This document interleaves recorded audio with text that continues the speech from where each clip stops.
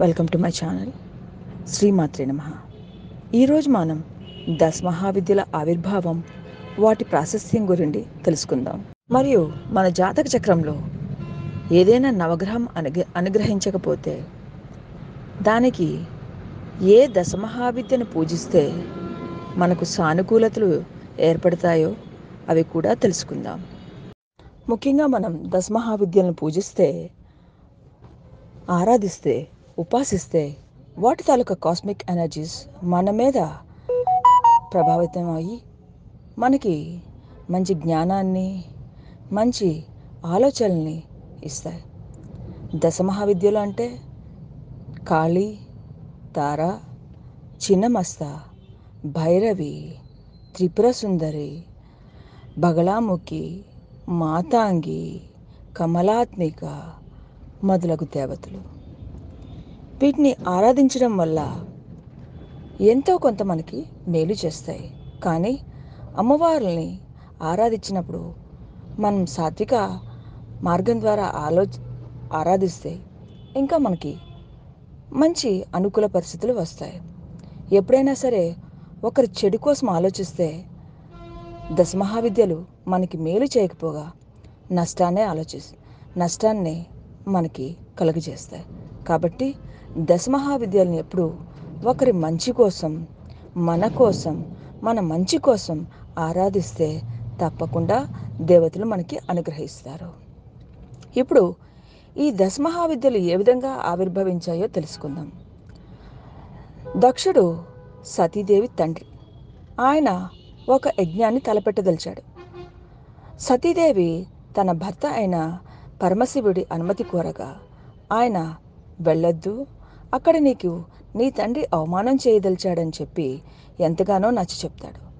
అయినా సతీదేవి వినకుండా తన తండ్రి చేసే దక్ష యజ్ఞానికి వెళ్తానని చెప్పి ఎంతో మండుపట్టు పడితే సతీదేవి తన తండ్రి దగ్గరికి వెళ్ళొద్దని చెప్తున్నాడని చెప్పి పరమశివుడిని తూర్పు, పడమర, దక్షిణ, ఉత్తర, ఈశాన్యం, వాయువ్యం, నైరుతి, ఆగ్నేయం, ఆకాశం, పాతాళం వైపు తన దశమహావిద్యల్ని ప్రభావితం చేసి స్తంభన చేస్తుంది. అప్పుడు పరమశివుడు ఆమె కోపోద్రిక్తానికి ఆశ్చర్యపోయి తన తండ్రి దగ్గరికి వెళ్ళమని అనుమతిస్తాడు. ఆ తర్వాత ఆ దక్షయజ్ఞంలో సతీదేవి ఏ విధంగా ఆహుతయిందో, శివుడు ఎంత కోపోద్రిక్తుడయ్యాడో మనందరికీ తెలిసిందే.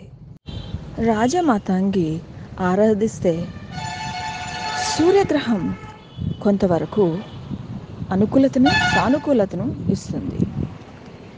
రాజమాతాంగిని ఎర్రని పుష్పాలతోటి, కదంబ పుష్పాలతో పూజిస్తే అమ్మవారు తొందరగా ప్రసన్నమవుతుంది. మాఘమాసంలో పాడ్యమి నుండి నవమి వరకు పూజిస్తే దాన్ని గుప్త నవరాత్రులు అంటారు. మిగతా రోజుల్లో పూజించేదానికన్నా ఆ గుప్త నవరాత్రుల్లో పూజిస్తే అమ్మవారు ఇంకా ప్రసన్నమై ఏ జాతకుడికైతే సూర్యగ్రహం బాలేదో అతనికి మేలు చేస్తూ ఉంటుంది. ముఖ్యంగా మాతాంగీదేవిని రాత్రిపూట పూజిస్తే మంచి విశేష ఫలితాలు వస్తాయి. అంతేకాకుండా మాతాంగిని ఆరాధించడం వల్ల, ఆమెని ఎక్కువగా ఉపాసించడం వలన, సాత్విక పద్ధతిలో ఉపాసించడం వల్ల ఎప్పుడైనా ఆ జాతకుడికి రామచిలుకలు గనుక అతనికి కనిపిస్తే అమ్మవారు అనుగ్రహించినట్లే అని లెక్క. మతంగ మహాముని తాలూకా కుమార్తె మాతాంగీదేవి. ఈమె అయోనిజ. ఈమె మంచి వాక్సిద్ధి, జ్ఞానాన్ని, వశీకరణ, ఆకర్షణ శక్తిని ప్రసాదిస్తుంది. మాతాంగీదేవిని ఆరాధిస్తే రాజయోగాన్ని ఇస్తుంది. సక్రమమైన పద్ధతిలో మంచి మేలు కోరి, వాళ్ళ యొక్క మేలు కోరి ఆరాధిస్తే మంచి ఐశ్వర్యాన్ని కూడా అమ్మవారు ఇస్తుంది. అమ్మవారు ఎంతో ప్రసన్నత కలిగి ఉంటుంది. ఈ అమ్మవారిని సక్రమంగా శ్యామలా దండకం కానీ, షోడశి నామ మంత్రాలు కానీ, అమ్మవారి అష్టోత్తరం కానీ చేస్తే తొందరగా అనుగ్రహిస్తుంది. శ్రీ రాజమాతాంగిని మనం లలితా సహస్రనామంలో భానుమండల మధ్యస్థ భైరవి భగవాలిని అని చెప్పి మనం చదువుతూ ఉంటాం. దానివల్ల కూడా అమ్మవారు ఎంతో ప్రసన్నంగా ఉంటుంది. జాతక చక్రంలో సూర్యుడు బాగుంటే రాజయోగాన్ని ఇస్తాడు. అదే సూర్యుడు దుస్థానాల్లో ఉన్నా లేదా చెడు గ్రహాల దృష్టి ఉన్నా ఆయన కలుగజేసే కొన్ని బాధలు, అనారోగ్యాలు ఈ కింద మనం చర్చించుకున్నాం. ఒకటి, మెయిన్లీ రైట్ ఐ ప్రాబ్లం. అప్పుడప్పుడు హెడేక్స్ రావడం, ఫీవర్స్ రావడం, bilious sickness, bones disorders, short tempers, lack of digestion, రెగ్యులర్గా యాక్సిడెంట్ జరగడం, తర్వాత వీక్నెస్ ఆఫ్ లిమ్స్, యాంగర్నెస్, ఇంకా కొంతమందికి శరీరం ఉష్ణతత్వం కలిగి ఉంటుంది. తర్వాత ఒక్కొక్కరికి తెలియకుండానే వాంతులు విరోచనాలు కూడా జరుగుతూ ఉంటాయి.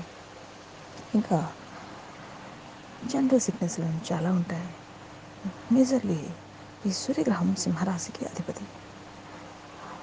ఆ సూర్యగ్రహం ఒక్కొక్కసారి ఆ నక్షత్ర సంబంధమైన అతనికి ఎనిమికల్ నక్షత్రాల్లో ఉంటే ఆ సూర్యరాశిలో stomach problems, bones disorders, burns అంటే శరీరం మీద కొన్ని బొబ్బలు లాంటివి వస్తూ ఉంటాయి.